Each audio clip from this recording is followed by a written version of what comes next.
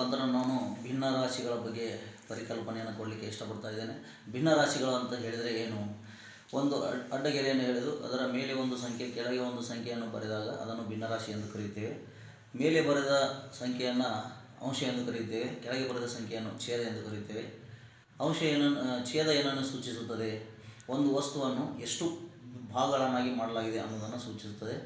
ಅಂಶ ಏನನ್ನು ಸೂಚಿಸುತ್ತದೆ? ಭಾಗ ಮಾಡಲಾದ ವಸ್ತುವಿನಲ್ಲಿ ಆ ವಸ್ತುವಿನಲ್ಲಿ ಎಷ್ಟು ಭಾಗಗಳನ್ನು ತೆಗೆದುಕೊಳ್ಳಲಾಗಿದೆ ಅಥವಾ ಪರಿಗಣಿಸಲಾಗಿದೆ ಅನ್ನೋದನ್ನು ಸೂಚಿಸುತ್ತದೆ.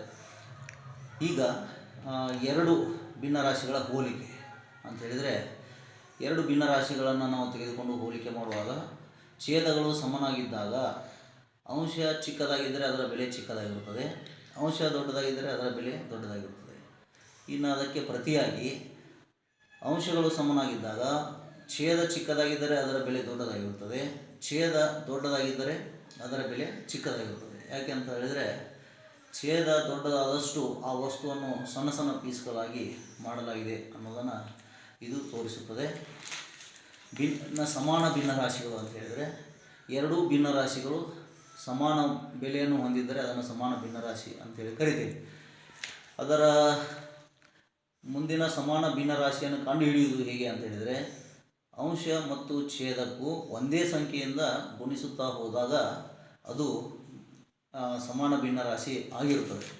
ಈ ಸಮಾನ ಭಿನ್ನರಾಶಿ ಆಗಿದೆಯೋ ಇಲ್ವೋ ಅಂಥೇಳಿ ನಾವು ಕಂಡುಹಿಡಿಯುವುದು ಹೇಗೆ ಅಂತ ಹೇಳಿದರೆ, ಎರಡೂ ಭಿನ್ನರಾಶಿಗಳನ್ನು ಅಂಶ ಛೇದಕ್ಕೂ ಓರೆ ಗುಣಾಕಾರ ಮಾಡಿ ನೋಡಬೇಕು. ಆ ಓರೆ ಗುಣಾಕಾರದಲ್ಲಿ ಎರಡೂ ಗುಣಲಬ್ಧಗಳು ಸಮ ಬಂದರೆ ಅದು ಸಮಾನ ಭಿನ್ನರಾಶಿ ಆಗಿದೆ ಅಂಥೇಳಿ ಅರ್ಥ. ಇನ್ನು ಸಂಕ್ಷೇಪಿಸುವುದು, ಭಿನ್ನರಾಶಿಗಳನ್ನು ಸಂಕ್ಷೇಪಿಸುವುದು ಅಂತಂದರೆ ಕಡಿಮೆ ಸಂಖ್ಯೆಗೆ ತೆಗೆದುಕೊಂಡು ಬರುವುದು. ಇಲ್ಲಿ ಭಾಗಾಕಾರ ಪ್ರಕ್ರಿಯೆ ನಡೆಯುತ್ತದೆ. ಇಲ್ಲಿ ಉದಾಹರಣೆಗೆ ಅಂಶ 4 ಛೇದ 8 ಇದ್ದಾಗ ಅದನ್ನು ನಾವು 2ರ ಮಗ್ಗಿಯಲ್ಲಿ 2 4 8, 2 2 4, 2 4 8 ಮತ್ತು 2 1 2, 2 2 4, ಆವಾಗ ಉತ್ತರ ಏನು ಬರುತ್ತೆ? 1/2 ಬರುತ್ತೆ. ಈ ರೀತಿ ನಾವು ಅದನ್ನು ಸಂಕ್ಷೇಪಿಸುವುದು ಅಂತೇಳಿ ಕರಿತೀವಿ.